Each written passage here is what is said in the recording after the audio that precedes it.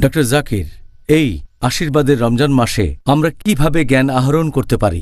জ্ঞান আহরণ খুব ভালো কাজ। বিশেষ করে এই রমজান মাসে মানুষ বিভিন্ন উপায়ে জ্ঞান আহরণ করতে পারে। কোরআন পড়তে পারেন, রমজানের সময় কোরআন শরীফ পড়া মুস্তাহাব, আর পাশাপাশি কোরআনের অনুবাদও পড়বেন। এরপর আরও পড়বেন আমাদের নবীর হাদিস, আর যতখানি সম্ভব সেই বইগুলো পড়বেন যেগুলো সহি।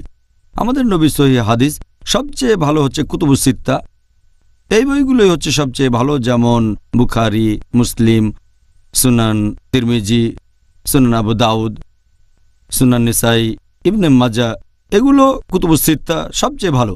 সময় কম থাকলে অন্তত প্রথম দুটো হাদিসের বইগুলো পড়েন, তার মানে সহি বুখারী আর সহি মুসলিম। যদি সময় কম থাকে তাহলে সহি মুসলিমের ছোট সংস্করণ পড়েন, অথবা সহি বুখারীর ছোট সংস্করণ, অথবা পড়তে পারেন মুত্তাফিক আলাইহি, যে হাদিসগুলো বুখারী আর মুসলিমের মধ্যে কমন।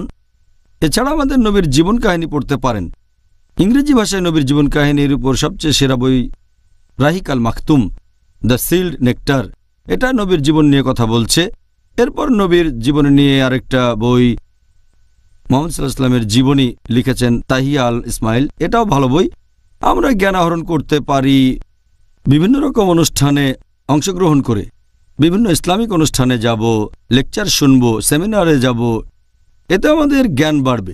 এছাড়া ভিডিও ক্যাসেট দেখতে পারেন, ইসলামিক লেকচার, ইসলামিক অনুষ্ঠান শুনতে পারেন অডিও ক্যাসেট। তারপর ইন্টারনেটে যেতে পারেন, ইসলামিক ওয়েবসাইটগুলোতে যান, বিভিন্ন ইসলামিক ওয়েবসাইট।